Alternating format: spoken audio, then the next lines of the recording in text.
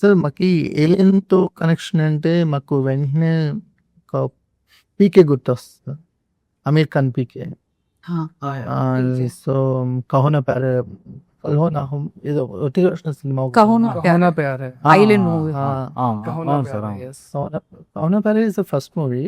Later Koi Mil Gaya Koi Mil Gaya right Jaadu. aliens जादू जादू జాదు. So అలా ఎక్కడో ఒక పార్ట్ అండ్ పార్సల్ గా ఏలియన్ స్టోరీస్ మనకు ఉపయోగపడినాయి ఇండియన్ స్క్రీన్ మీద. ఈ ఎక్స్టెన్షన్ ఏంటి, మీరు తీసుకొచ్చే ఎక్స్టెన్షన్ ఏంటి? సార్ ఇప్పుడు వాళ్ళు చూపించిన డ్రామాటికల్ ఏలియన్స్ అంటే వాళ్ళు సినిమాటిక్ లిబర్టీ తీసుకొని చేసింది. మనం ఏంటంటే ఒరిజినల్గా అంటే ఏలియన్ నిజంగానే ఎట్లా ప్రవర్తిస్తారో వాళ్ళ థాట్ ప్రాసెస్ ఎట్లా ఉంటుందని మనం అనుకున్నాము. ఎలా రీసెర్చ్ చేస్తారు మనకు తెలియదు కదా. అంటే నేను నెంబర్ ఆఫ్ ఆర్టికల్స్, బుక్స్, సైంటిస్టులు ప్రతిపాదించిన సిద్ధాంతాలు అవన్నీ చూసాము. మీకు ఇంకో ఫ్యాక్ట్ చెప్పాలి సార్, దీంట్లో ఏలియన్ మోడల్స్ మేము తయారు చేసిన తర్వాత మా విఎఫ్ఎక్స్ సీన్స్ ప్రాసెస్ స్టార్ట్ అయిన తర్వాత నాసా వాళ్ళు రిలీజ్ చేశారు సార్. అంటే అజంప్షన్ వాళ్ళది ఏలియన్స్ ఎలా ఉండొచ్చు అని. This kind of aliens images చాలా సిమిలారిటీస్ ఉన్నాయి sir. Okay you close to the reality అని అప్పుడు close to the reality sir. మేము ఏలియన్స్ ఎక్కడ ఉండొచ్చు అనే ఒక అంటే ఒక గెస్ చేసి పెట్టిన డిస్టెన్స్ కూడా మొన్న K2-18b అని ఒక ఏలియన్ ప్లానెట్ ఉండొచ్చు అని చెప్పేసి అది కూడా అంటే మేము అనుకున్న దానికి దగ్గరగా ఉంది సార్. అది కూడా సరే ఒక 200 రూపీస్ స్పెండ్ చేసి ఎంటర్టైన్ అవుదామని వచ్చిన ఆడియన్స్కి, అంటే వాటి పాపం ఏలియన్ సైన్స్ తెలియకపోవచ్చు, లేకపోతే ఈ గ్లోబల్ కనెక్టివిటీ తెలియకపోవచ్చు, ఏదో ఒక 2 hours ఎంజాయ్ చేద్దాం, రిలాక్స్ అవుదామని వచ్చిన ఆడియన్స్ని మీరు కంగారు పెడతారా, ఎంటర్టైన్ చేస్తారు? సార్ ఎంటర్టైన్ ఉంటుంది సార్, ఎంటర్టైన్ చేస్తాము.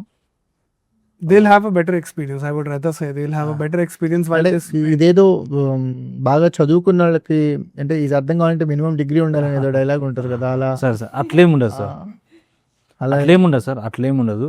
మీకు కంప్లీట్గా అంతా అర్థమవుతుంది. ఎండ్ ఆఫ్ ద ఫిలిం మీరు ప్రౌడ్గా ఫీల్ అయ్యే మూమెంట్స్ ఉంటాయి సార్.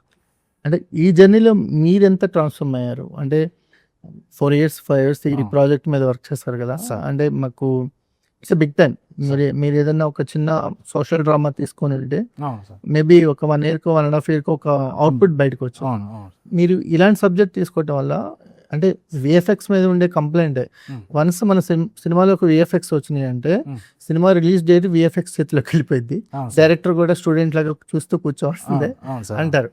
విఎఫ్ఎక్స్ ఉన్న అంటే అడ్వాంటేజ్ అది, బట్ అది ఎప్పటికి వస్తుందో తెలియదు. సో దీన్ని ఎలా చూస్తారు మీరు, హేమంత్ గారు? సార్ విఎఫ్ఎక్స్ అంటే సార్ ఫస్ట్ డైరెక్టర్కి కంప్లీట్ నాలెడ్జ్ ఉంటే ఇట్లయితే ల్యాక్ ఆఫ్ టైం అంటే ఇట్లా టైం లాస్ట్ కావడం అయితే జరగదు. మేము ఆల్రెడీ కంప్లీట్ కాపీ అయిపోయింది సార్, ఈరోజు సెన్సార్ ప్రాసెస్ కూడా కంప్లీట్ అయిపోయింది. ఇన్ జనరల్ గా ఇండస్ట్రీలో సార్ విఎఫ్ఎక్స్ యూసేజ్ గురించి చెప్తూ ఉంటాం. 1400 విఎఫ్ఎక్స్ షార్ట్ ని మేము వాడాము, సో అందుకే డిలే అవుతుంది. కంటిన్యూస్ గా రిలీజ్ డేట్లు బ్రేక్ అవుతూ ఉంటాయి, విఎఫ్ఎక్స్ వర్క్ అవ్వలేదు అంటే అందరూ మీ డిపార్ట్మెంట్ మీదకే తోసేస్తారు, వర్క్ అవ్వలేదు. అవునవునవును. So easy to hear sir. అంటే బయట వాళ్ళు చేసేది ఎట్లా ఉంటారంటే సార్, ఇప్పుడు ఇక్కడ ప్రాసెస్ జరుగుతుంది సార్, ఈ చైర్ తీసి ఇక్కడ పెట్టాలంటే వాళ్ళే వచ్చి తీయాలంటారు, అక్కడ ఉన్న వాళ్ళే. నేనేం చేస్తాను అంటే నేను కూడా తీసి అక్కడ పెడతా. ఓకే, వర్క్ డివిజన్ ఏంటంటే ఒక 5 చేసే పనిని 10 డిపార్ట్మెంట్లకు డివైడ్ చేస్తున్నారు వీళ్ళు. 10 మంది ఏకతాటి మీద ఉండి ఆన్లైన్ ఒకే టైం లైన్లో చేస్తే కానీ మీకు ఒక ఫ్రేమ్ బయటకు రాదు. లెస్ లగేజ్ మోర్ కంఫర్ట్ లాగా, లెస్ మ్యాన్ వర్క్ ఉంటే మోర్ కంఫర్ట్ ఉంటుంది అలా సార్ అట్లా. ఓకే,